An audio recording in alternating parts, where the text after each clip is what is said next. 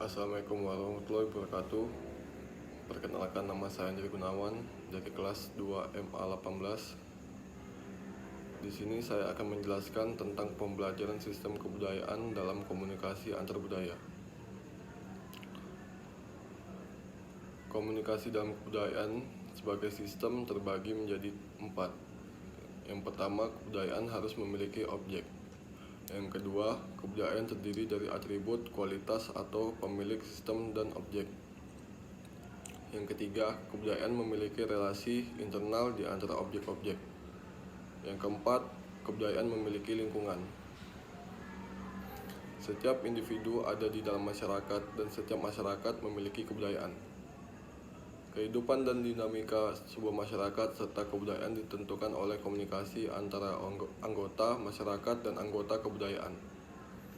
Hubungan di antara sistem kebudayaan dengan situasi komunikasi antar budaya, sistem agama, sistem pendidikan, sistem kontrak sosial, sistem keluarga, sistem ekonomi, dan sistem politik.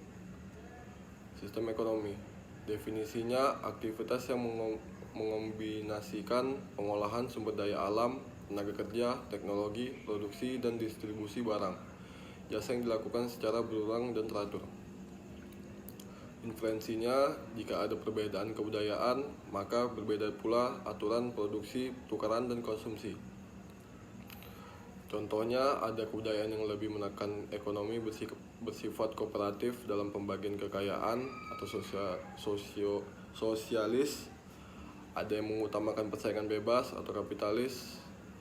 Ada yang menekan ekonomi keluarga atau individu. Sistem keluarga terbagi menjadi 3. 1. Keluarga dibentuk oleh lembaga perkawinan karena pria dan wanita mensosialisasikan hubungan dan komunikasi seksual yang direstui oleh tatanan kebudayaan tertentu. Yang kedua, perilaku komunikasi dalam komunikasi antar budaya pun terbentuk dan dipengaruhi oleh sistem keluarga.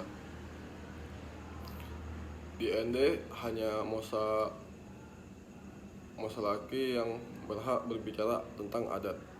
Di timur hanya Usif yang berurusan dengan pernyataan umum.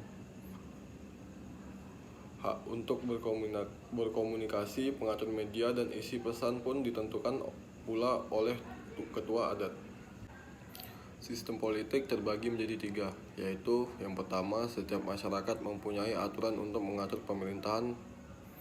Yang kedua, sistem politik dalam setiap kebudayaan berkaitan erat dengan stratifikasi sosial dan sistem sosial kemanusiaan.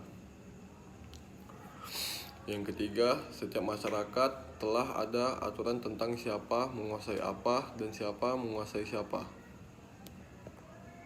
Sistem kontrak sosial. Kontrak sosial dapat dilakukan melalui sosialisasi, tekanan sosial, kekuatan sosial, dan faktor situasi terhadap individu. Terpenting dalam konteks KAB adalah sistem kontrak sosial terencana dan tidak terencana sering berhubungan dengan orang yang dikontrol yang berbeda latar belakang budayanya.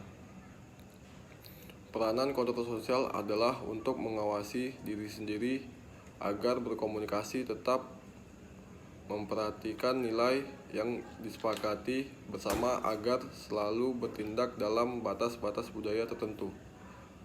Sistem manajemen kesehatan,